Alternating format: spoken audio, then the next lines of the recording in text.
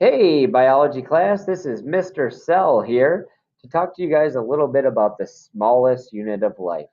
Of course, I'm talking about cells. We can do all 8 characteristics of life all by ourselves. You have over 100 trillion of us in your body, and you have a lot of cells, actually more cells that aren't you than are yours in your body. So let's learn a little bit about these amazing microscopic structures. If you got that cell phone out right now, might want to put it away and listen up. Get out your notes and let's get started. So cells are considered the smallest unit of life, and all organisms are made of cells. They're like tiny little building blocks, from the single-celled organisms like amoebas that are only one cell big to the largest creature that has ever existed on this planet. Of course, I'm talking about you got that right, the blue whale. It's the largest thing that's ever existed, and it has more cells in it than any other organism on the planet. You are going to have to know the cell theory, and there's 3 parts to it, but you guys can kind of read that on your own, and we'll go over that in class. So let's go ahead and dive in and talk about the different structures of the cells and what types of cells there are. There are 2 different types of cells that you're going to have to know for this class. The prokaryotic cell, which are simplistic cells that do not have a nucleus. Definite test question there. They also don't have membrane-bound organelles. So they're very simplistic cells. They've been around a long time, very successful cells, but we're mainly talking about bacteria here. The next type of cell that you have to know is called a eukaryotic cell. And I like to remember this by you are a eukaryote. So just remember it that way. They're more complex. They do have a nucleus. They do have a plasma membrane, and they contain membrane-bound organelles. And we're going to go over what an organelle is. It's kind of like a tiny little organ of a cell. And there's all sorts of different kinds of organelles, and they have different jobs or roles.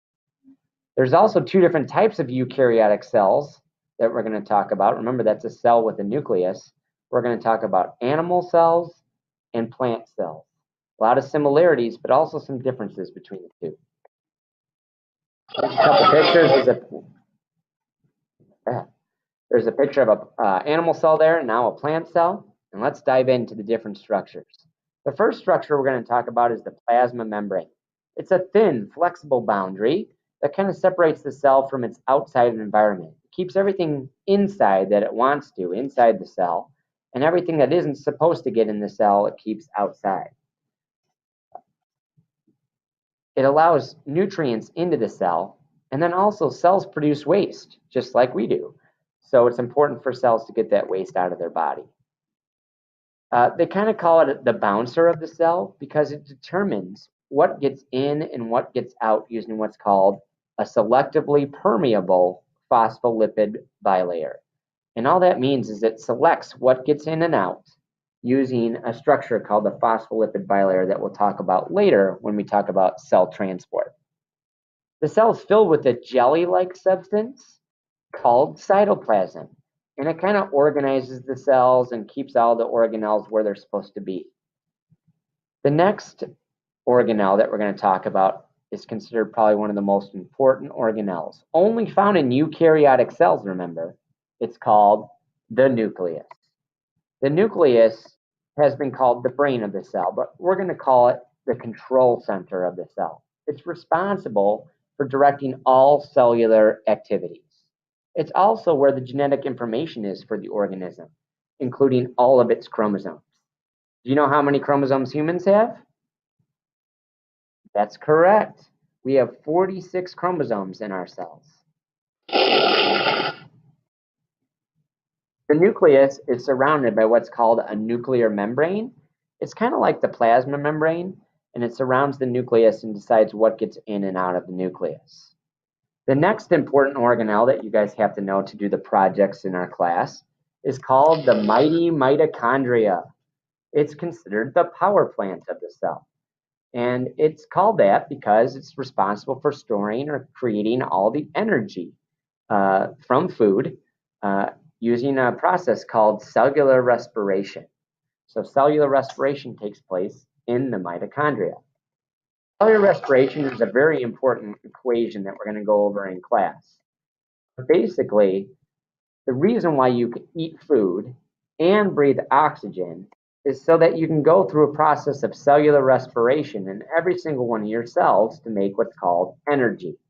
So the equation in front of you is an equation that you do have to know for this class, and it states that glucose, C6H12O6, think of that as sugar that you obtain from food, plus the oxygen that you breathe in is going to give you or yield carbon dioxide as a waste product. Remember, you breathe that out, a little bit of water, and then the whole reason for going through cellular respiration, ATP. ATP stands for adenosine triphosphate, but for this class, you can just call it energy. The next organelle is only found in one of the cells, one of the types of eukaryotic cells that we talked about. And of course, I'm talking about plant cells. It's called a chloroplast. Chloroplasts are the site of photosynthesis, and they have the ability to convert sunlight into usable energy, sugar. Does anybody want to guess where chloroplasts are found in a plant? That's correct, the leaves. Okay, the leaves have a green pigment called chlorophyll, and they're able to use sunlight and convert it into sugar or energy for the plant. We'll talk more about that later. The next organelle that you guys have to know is called the ribosome. I want you guys to think of ribosomes as protein factories. They're able to read our genetic information, DNA and RNA, and from that, transcribe and translate it into usable proteins for our body. So I want you guys to think of ribosomes as protein factories. And we'll learn a lot more about ribosomes second semester.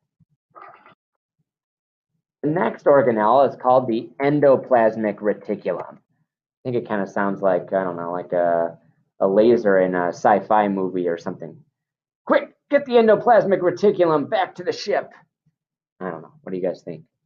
So the endoplasmic reticulum, guys, is basically the cell's transportation system. Now, it can be found in two forms. The first form is called the rough ER. The rough ER is called rough because it has little tiny ribosomes all over it. Does anybody want to guess what it transports?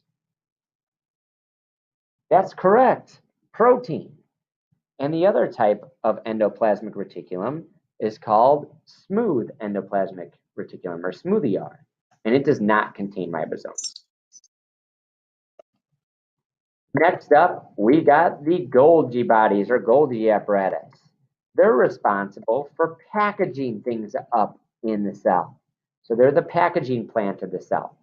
They package up substances into vesicles so they can be easily moved around the cell for cellular activities. It's really all you got to know about Golgi bodies. The next organelle we're going to talk about is vacuoles, and you can find them in plant and animal cells, but in plant cells, they're oftentimes huge. They're a storage vessel, and a lot of times, and especially in plant cells, they will store water. Here's a quick rundown of the differences between animals and plant cells, some similarities and differences. You can see they share a lot in common, but they also have a few differences as well that you're going to have to know.